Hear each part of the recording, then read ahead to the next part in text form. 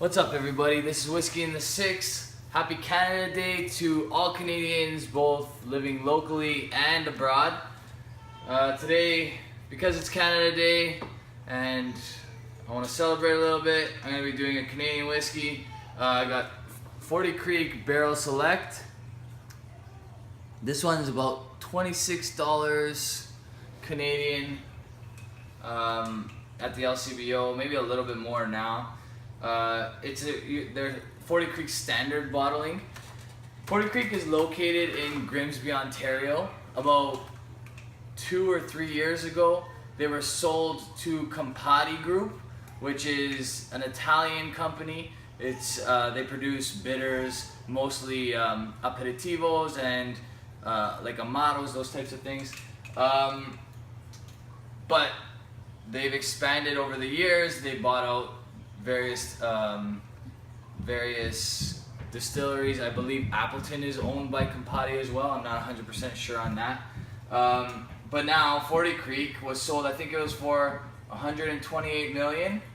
Okay, so it's a small boutique distillery made by John K. Hall, and he made quite a bit of money only owning the distillery for about 10 years. He was a winemaker, and then he branched off into whiskey making. Every year 40 Creek comes out with a new special edition, and they've continued to do so even though they've sold to Campari. But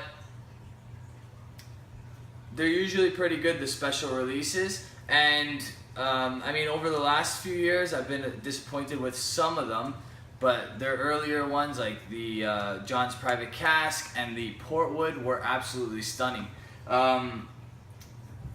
Now, there's always, and I mean always, added color in a 40 Creek product. They go by the 90.6 or 90.7 rule, where 9-point-something% of their whiskey can be something else. They go within the rules of Ontario, the rules of Canada when it comes to making whiskey, and that's their prerogative. Okay, I think they should come out with an unchill filtered version, and I think what's going to end up happening is up the street, not too far from Grimsby, Ontario, in Niagara, Ontario, you have Dillon's, who's working right now on releasing an unchill filtered version of a 100% rye product. That's been aging for about 4 years already, so when it comes out, I'm anticipating it's going to be pretty good. Okay, and you also have Stillwater's distillery in Aurora that's not too far as well, and they're producing unchill filtered products with no added color.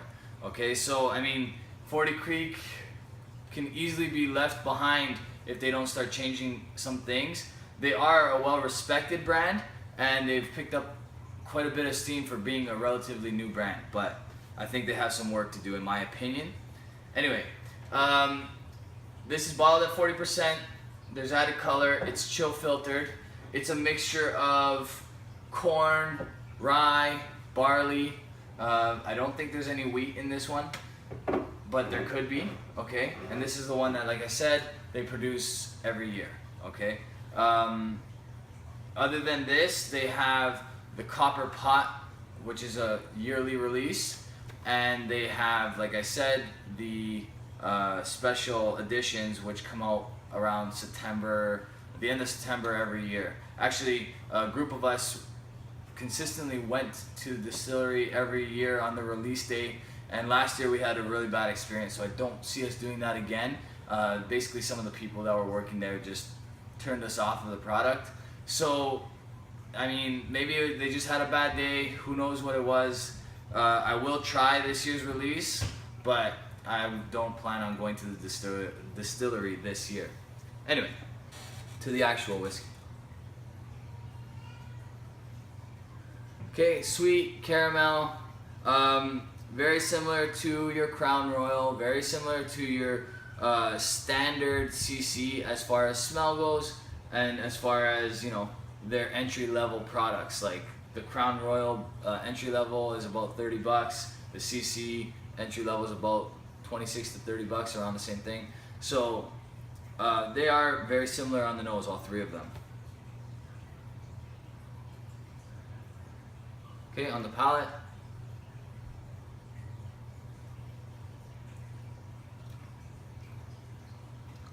Okay, it's sweet. You can tell there's corn whiskey in there. It has that sour corn sweetness. There's some rye in there for sure. Okay, it's a decent product.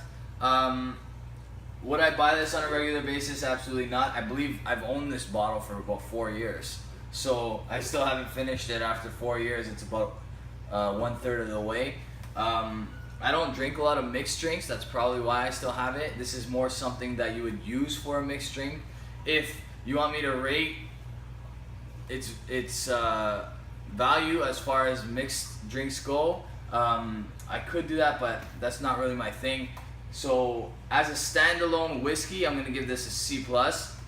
I do think that the Crown Royal standard is better, and I do think the CC standard release is better as well. But this is not bad. This is not bad. All right, and it's maintained pretty much the same taste for about 4 years, so that's a good sign. Either a good sign or a really bad sign. I'm not sure.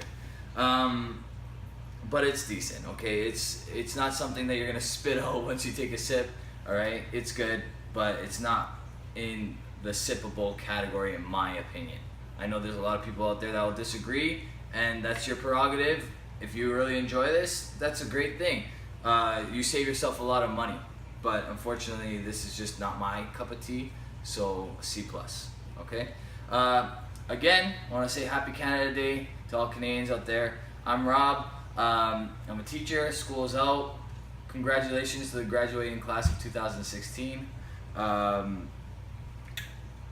that's it. C+. Follow me on Instagram and Twitter. Thank you to all my subscribers.